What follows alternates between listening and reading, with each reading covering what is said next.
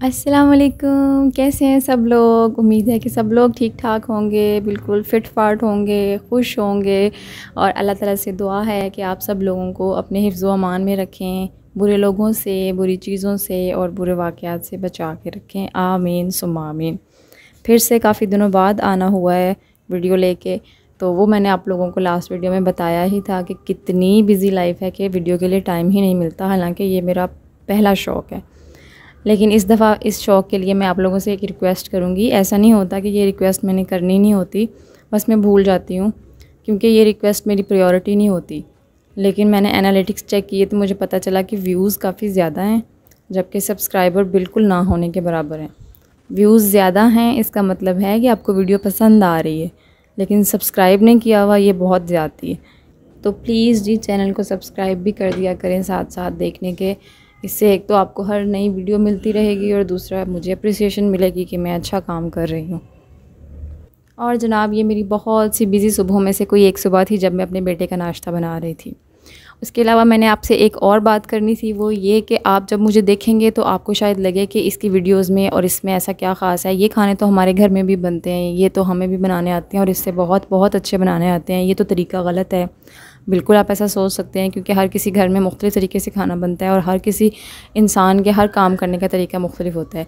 मैं बेसिकली जिस पर्पज़ को लेके चल रही हूँ वो है मेरी स्टूडेंट्स जो हैं, गर्ल्स जो हैं मेरी, उनको इंस्पायर करना, उनको मोटिवेट करना। वो गर्ल्स जो अभी स्ट्रगल कर रही हैं इस चीज़ से कि घर का काम बहुत मुश्किल है, कुकिंग बहुत मुश्किल है, उनके लिए एक मोटिवेशन बनना चाह रही हूँ मैं। तो अगर कभी आपको लगे कि इसकी चीज़ों में इतना कुछ ख़ास नहीं है, ये तो अंडा ब्रेड तो हम भी बना लेते हैं, ये पराठा चाय तो हम भी बना लेते हैं, ये चावल तो हम भी बना लेते हैं, तो ज़रूर जनाब आप बना सकते होंगे और बहुत अच्छे बना सकते होंगे। मेरा काम सिर्फ़ उन टीनेज लड़कियों और लड़कों को इंस्पायर करना है, मोटिवेट करना है, जो इस चीज़ को लाइफ़ स्किल नहीं समझते। कुकिंग एक लाइफ़ स्किल है और ये सबको आनी चाहिए। और मेरी कुकिंग की सिर्फ आपको एक स्पेशलिटी मिलेगी, वो ये कि मैं इसको इतना सिंपल रखती हूँ जितना कि मैं रख सकती हूँ। कम स्टेप्स, कम टाइम और कम इंग्रेडिएंट्स, एंड दैट्स इट।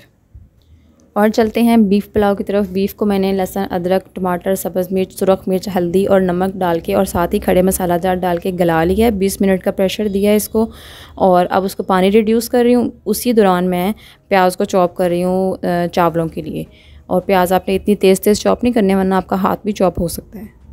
और मुझे मेरा पर देख के याद आया कि ये वीडियो जो है ये फुल सर्दियों की है, दिसंबर या जनवरी की।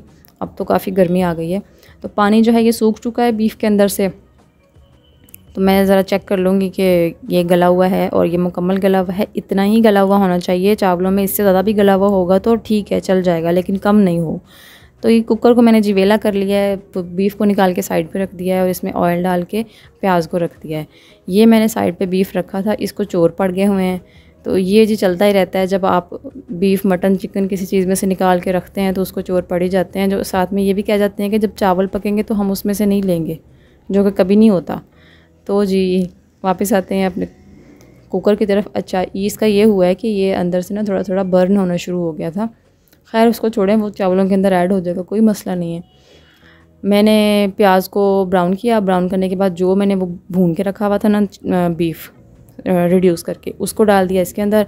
और उसके अंदर मैंने फ्रोज़न मटन निकाल के डाल दिया क्योंकि मुझे बीफ़ कम लग रहा था। उसके बाद फिर पता ही है आपको, जितने चावल होते हैं उससे डबल पानी डल जाता है। पानी डाल के नमक शमक चेक कर लेना कि नमक पूरा है। ज़रा तीखा तीखा होगा पानी में तो चावलों में फिर पूरा होगा।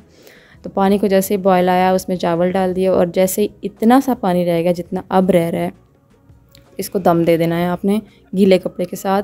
नीचे बिल्कुल कम आग, इतनी 15 मिनट के लिए इसको दम पे रखना है। इसको दम पे रख के हम अपने किचन की क्लीनलीनेस कर लेंगे हमेशा की तरह। जो मैंने पहले भी बताया था कि जब गलने का फेज़ आए उस टाइम आप अपने किचन की क्लीनलीनेस करें। जो बर्तन इकट्ठे हुए हैं, जो गंद पड़ा है, जो खलारे पड़े हैं, जो छिलके पड़े हैं, सब उठा लें। और इस दौरान बच्चे बार बार आके तंग करते हैं, इनको पता नहीं क्या चाहिए होता है किचन में। और ये मेरे इन दोनों बच्चों को कुकिंग का बड़ा शौक़ है। ये बर्तन लेने के लिए आते हैं और चमचे लेने के लिए आते हैं, ये करने के लिए आते हैं।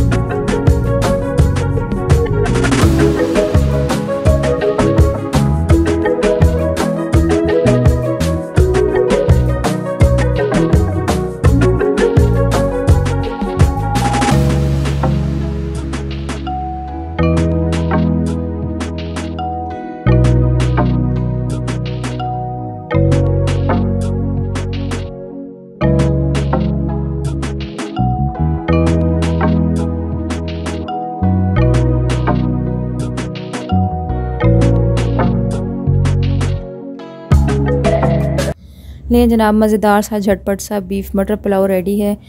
बहुत सॉफ्ट और बहुत लजीज बना था। आप लोग भी ट्राई करेंगे तो इंशाल्लाह आप लोगों का भी इस तरह का ही बनेगा। इसकी रेसिपी डिस्क्रिप्शन बॉक्स में मिल जाएगी और साथ ही मेरे सोशल मीडिया दूसरे अकाउंट्स के लिंक्स भी मिल जाएंगे, उनको भी ज़रूर फॉलो करना है और रेसिपी को ट्राई करके मेरे साथ शेयर करना है। चलें जी, अपना ख्याल रखिएगा, दुआ में याद रखिएगा। अल्लाह ताला आपको अपनी हिफ्ज़ व अमान में रखे। अल्लाह हाफिज़।